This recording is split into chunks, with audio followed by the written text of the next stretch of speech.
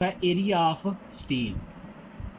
Slab को design करते हुए दो तरह का स्टील इस्तेमाल किया जाता है, मेन स्टील और डिस्ट्रीब्यूशन स्टील। तो मेन स्टील निकालने के लिए हमारे पास जो है वो चार तरह के मेथड हैं। डायरेक्ट सोल्यूशन है, डिज़ाइन टेबल है, डिज़ाइन ग्राफ है और हिट एंड ट्रायल मेथड है। जो सबसे इजी मेथड है आरसीसी स्ट्रक्चर को डिज़ाइन करने का वो ट्रायल मेथड है। उसमें सबसे पहले आप डेप्थ ऑफ स्ट्रेस ब्लॉक निकालते हैं कि आप वो लिमिट कैलकुलेट करते हैं स्लैब के अंदर जहाँ पे तमाम स्ट्रेसेस की वैल्यू क्या होगी, जो मिनिमम होगी या मैक्सिमम होगी।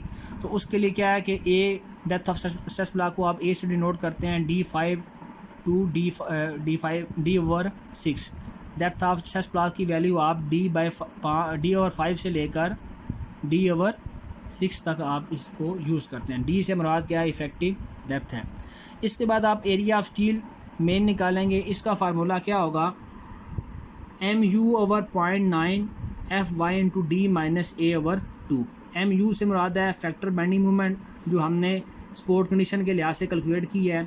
0.9 जो कांस्टेंट है। FY का मतलब है यील्ड स्ट्रेस ऑफ स्टील। अगर 40 ग्रेड का स्टील है तो 40,000 PSI होगी, अगर 60 ग्रेड का स्टील है तो 60,000 PSI होगी।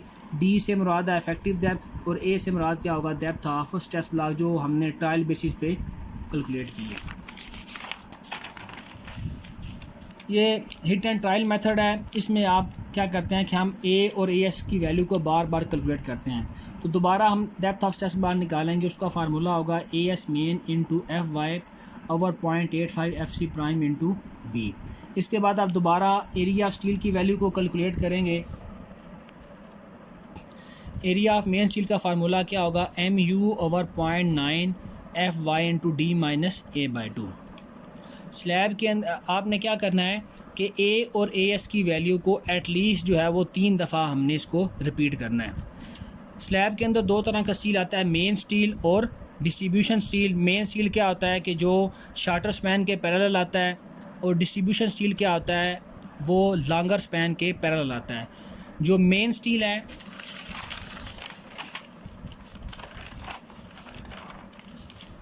इस स्केच से मज़ीद क्लियर हो जाएगा कि ये स्लैब का प्लान है। LY जो है, स्मॉल LY लॉन्गर स्पैन है और स्मॉल LX क्या है, शार्टर स्पैन है। तो शार्टर स्पैन के पैरेलल ये जो बार्स आई हैं ये एरिया ऑफ स्टील मेन है या मेन स्टील है। और इसी तरह लॉन्गर स्पैन के जो पैरेलल बार्स आई हैं ये डिस्ट्रीब्यूशन स्टील है या एरिया ऑफ डिस्ट्रीब्यूशन स्टील है। ये मेन बार क्या करती हैं, ये अपकमिंग लोड्स को जो है वो रेजिस्ट करती हैं, काउंटर करती हैं, उसको बर्दाश्त करती हैं। इस तरह ये जो ऊपर बार आपको नज़र आ रही हैं ब्लू लाइन में, मेन बार जो है सिंपली सपोर्टेड स्लैब में नीचे प्रोवाइड की जाएंगी और डिस्ट्रीब्यूशन बार जो हैं वो उसके ऊपर आएंगी मेन बार के। तो ये जो मेन बार्स हैं डिस्ट्रीब्यूशन बार हैं, इनका मकसद क्या होता है, ये स्टील बार को बाइंड करने के लिए भी इस्तेमाल की जाती हैं। इस वजह से इनको एंकरेज बार भी कहते हैं, इनको डिस्ट्रीब्यूशन बार भी कहते हैं। डिस्ट्रीब्यूशन का मतलब ये होता है कि ये ऊपर से आने वाले वज़न को मेन बार के ऊपर तकसीम करती हैं, ट्रांसफ़र करती हैं। और इनको आप टेम्परेचर बार भी कहते हैं कि सिंपली सपोर्टेड स्लैब में ये अपर फेस पे होती हैं, तो ये टेम्परेचर के ख़िलाफ़ भी रेजिस्टेंस को जो है रेजिस्टेंस शो करती हैं। एरिया ऑफ स्टील डिस्ट्रीब्यूशन आप कैलकुलेट करेंगे तो एरिया ऑफ स्टील डिस्ट्रीब्यूशन का फार्मूला क्या होगा कि एरिया ऑफ स्टील डिस्ट्रीब्यूशन ये ग्रेड पे डिपेंड करता है। नॉर्मली जो है वो रेजिडेंशियल बिल्डिंग में 40 ग्रेड का स्टील इस्तेमाल किया जाता है। तो अगर आपने 40 ग्रेड का स्टील यूज़ करना है, 40 ग्रेड से मुराद ऐसा स्टील जिसकी जो है टेंसाइल स्ट्रेंथ 40,000 PSI हो, उस स्टील को आप 40 ग्रेड का स्टील कहते हैं।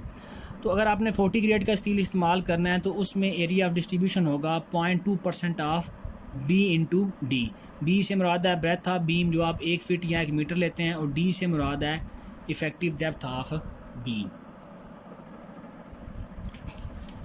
लास्ट स्टेप क्या होगा, स्पेसिंग ऑफ बार आप कैलकुलेट करेंगे। स्पेसिंग ऑफ बार का मतलब है एक बार से दूसरी बार का फासला कितना होगा। तो स्पेसिंग ऑफ बार का फार्मूला होगा, मेन बार के लिए अलग से स्पेसिंग निकालेंगे, डिस्ट्रीब्यूशन बार के लिए स्पेसिंग अलग से होगी। मेन बार की स्पेसिंग का फार्मूला होगा area of bar over AS main into 12 और 1000। अगर आपने FPS सिस्टम में न्यूमेरिकल को सॉल्व करना है तो उसमें क्या होगा कि एरिया बार का यूनिट भी क्या होगा, इंच स्क्वायर में आएगा, और AS का भी क्या है, इंच स्क्वायर में होगा। तो ये दोनों यूनिट क्या हो जाएंगे, कैंसिल हो जाएंगे। तो स्पेसिंग क्या है कि प्रॉपर एक डिस्टेंस है, तो डिस्टेंस जो है वो यूनिट के हिसाब से होता है। तो बार्स की स्पेसिंग एफपीएस सिस्टम में इंचज़ में आएगी, तो इंचज़ में करने के लिए आप 12 से मल्टीप्लाई करेंगे, और मिली ऐसे सिस्टम में आप जो बार की स्पेसिंग है वो मिलीमीटर्स के अंदर होती है, तो मिलीमीटर में स्पेसिंग को करने के लिए आप 1000 से मल्टीप्लाई करेंगे। तो ए बी से मुराद है एरिया ऑफ बार, जो मेन बार आपने इस्तेमाल करनी है उसका कितना एरिया होगा। मेन बार का एरिया निकालने के लिए फार्मूला होगा, क्योंकि बार जो है वो सर्कुलर शेप की होती है, पाई डी स्क्वायर ओवर 4। यहाँ डी से मुराद होगा डायामीटर ऑफ बार। तो मेन बार का डाया जो है वो 3 सूत्र से लेकर जो है वो 5 सूत्र तक हम इस्तेमाल कर सकते हैं, मिलीमीटरों में 8 मिलीमीटर से लेकर 16 मिलीमीटर तक। इसी तरह इसके बाद आप क्या करेंगे, स्पेसिंग ऑफ डिस्ट्रीब्यूशन बार निकालेंगे, तो उसका फार्मूला क्या होगा, area of bar over A S D से मुराद है एरिया ऑफ डिस्ट्रीब्यूशन स्टील, ये जो आपने 0.2% ऑफ बी इंटू डी से कैलकुलेट किया है।